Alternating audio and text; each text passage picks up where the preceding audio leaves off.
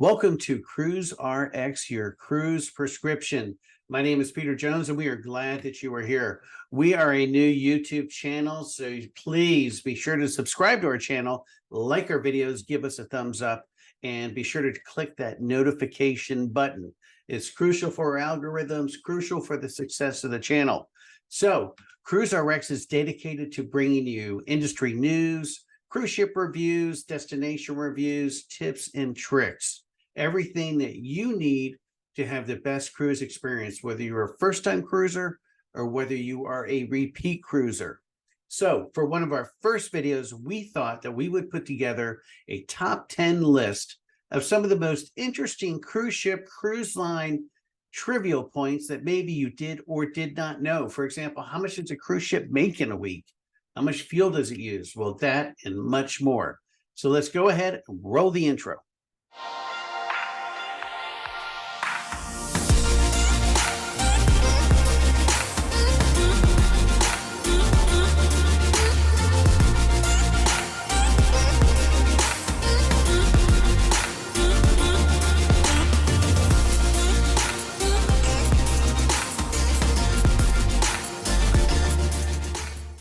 Number 10, how much does the average cruise member make? Well, we see our brew cabin stewards, we see the bartenders, we see the servers.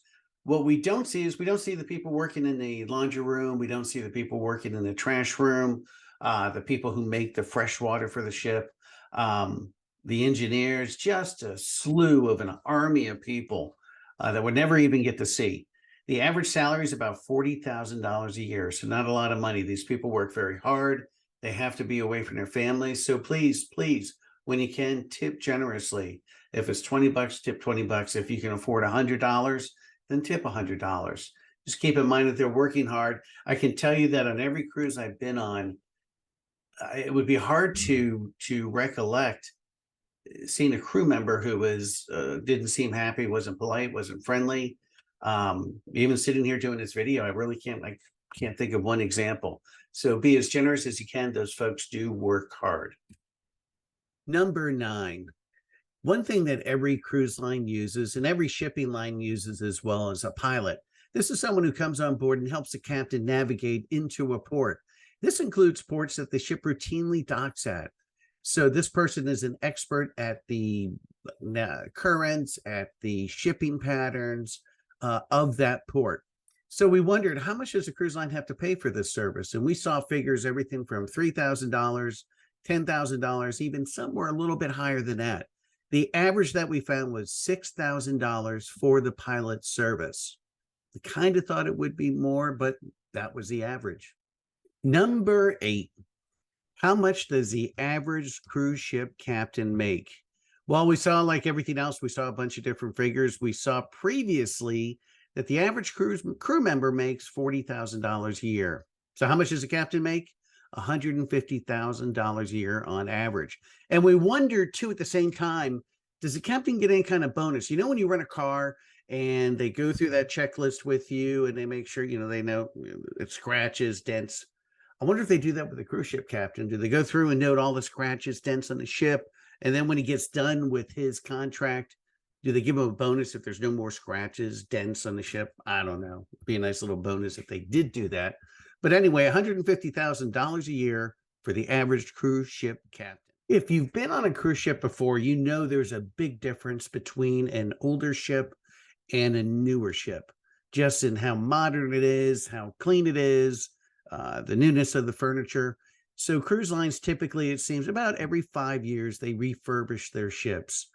They put them in a dry dock and they do a makeover on the ship. And we've been on ships after they've come through those makeovers. And we wondered, well, how much did it cost? We know the ships can cost as much as $1 billion, but how much to refurbish, remodel the ship? On average, about $200 million is spent each time they put the ship in dry dock to refurbish it. Number 6. So how much does it cost to dock a ship? How much does it cost to pull up to the port? And this would be any port, whether it's the port, their home-based port, where they disembark and embark to start a new cruise. So we pulled the numbers, and it's based on the weight of the ship, and it varies from 10 cents to 25 cents per gross tonnage. So we used Harmony of the Seas, Royal Caribbean's Oasis class ship, one of the largest cruise ships in the world. That ship weighs 226,000 gross tons. So the fee that docked that ship was anywhere from $22,693 to $56,740 just to pull up to the port and load and unload. That was a staggering amount. I had no idea that it would be that much, but that's what it is. Number 5. If any of you have cruised, more than likely you've probably had the option to purchase a drink package. We do, because on our very first cruise that we took, we did not purchase a drink package, and we had a $1,500 bar tab, and that was 15 years ago. So after that, we started buying a drink package. So we wondered, how much alcohol does a cruise ship go through in a typical 7-day cruise? Well, the numbers were pretty impressive. On average, they make about 67,000 cocktails. They use 31,900 beer bottles, but only 900 cans. So obviously most people prefer beer in a bottle. 16,000 cans of soda are used and 6,000 bottles of wine. So that's a lot of alcohol. And it made sense because on a cruise back on Memorial Day, we were on Mariner of the Seas. I like bourbon. When we got on the ship, the first thing I did was go to the liquor store and see what they had available. And they had on display probably 40 bottles of Blanton's bourbon. So if you drink bourbon, you know how rare that is. So I bought a case, and as I saw every bourbon drinker walk by, they pulled out their camera and were taking pictures of all the bottles. The cruise lines buy so much alcohol that they get that kind of allotment. To put it in perspective, the local liquor store that I purchased from, on average, may get 1 or 2 bottles of Blanton's per month. So that's how much weight they carry. That's how much alcohol they buy. Pretty impressive, pretty staggering. Number 4, if you've walked through the buffet, you've been to the specialty restaurants, you've seen the amount of people, and you might have wondered, how much food did this cruise ship go through? So we pulled those numbers too. And again, they were pretty staggering. On a typical 7-day cruise, a cruise ship will go through 60,000 eggs, 21,000 ice cream cones. People have a sweet tooth. I love ice cream. I love the soft ice cream.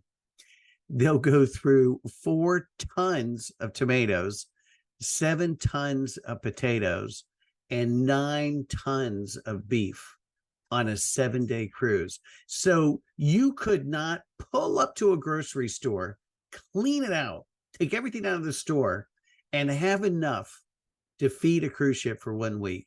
That's pretty impressive. That's a lot of food. You people need to cut back on how much. 3. You've seen it happen if you've been on a cruise. Every now and then a cruise ship has to be filled, just like you fill your car tank. They call the process bunkering. It's when a long, flat barge pulls up next to the ship. You'll see some hoses come off, and they're filling the tanks at that time. It can happen at the home port. I've seen it happen at ports that they're visiting. So I wondered, how many gallons of fuel does a typical cruise ship hold? If your car holds 25 to 40 gallons, what about a cruise ship? Well, that's 2 million gallons of fuel. It's the size of a typical cruise ship tank. If you picture an Olympic-sized swimming pool, an Olympic-sized swimming pool holds 600,000 gallons of water on average. So that's over 3 Olympic-sized swimming pools just to fill the tank on a cruise ship. That's a lot of gas. Number 2. So we just looked at how much fuel a cruise ship holds. The next thought we had was, how much fuel does this thing use in a day? So we looked at 2 different ships. We looked at Royal Caribbean. We looked at Harmony of the Seas, again in Oasis class, and then Freedom of the Seas. 2 vastly different ships. For Harmony of the Seas, they use $200,000 worth of fuel in a day. And for the Freedom of the Seas, it was $115,000 a day in fuel. So it makes sense why they're always very sensitive about how fast they go, making sure they leave a port on time so they don't have to burn extra fuel to get to the next port to make up for time. That's a lot of money each day. Number one, we wanted to know, how much money do these guys make? How much does a cruise ship generate in a week in revenue? And how much does that mean in profit? So these numbers were very impressive too. So according to statistics for the average cruise line, and these numbers are from 2018, so it's now 2023, so the numbers are going to be a little bit higher. The average cruise ship made in revenue $1,791 per person on the ship. Their expenses were about $1,562. So that's a profit margin of about 12 to 13%. Now, if you translate that into, again, a Harmony of the Seas and Oasis class ship, those ships hold 6,687 passengers. So that means on a 7-day cruise, Harmony of the Seas will rake in $11.9 million in revenue. So that's not only ticket sales, but it's everything that's being bought on a ship, in a casino. Their expenses will be about $10,400,000. So they'll net for that week-long cruise about $1.5 million. That's not bad. $1.5 million a week. In a year's time, that's over $79 million. So if the ship cost $1 billion, they pay for that entire ship in just over 12 years. And they can use those ships for 30 or 40 years. So that is a heck of a good investment. So that's it for our top 10 cruise ship facts. In 2 days, we're going to be boarding the Celebrity Equinox. We'll be staying in a retreat, so we'll do a detailed ship review as well as a review of the retreat. We'll let you know what it looks like and how it is. We'll see y'all then. Let's go ahead and put up that self-serving logo image that we made up.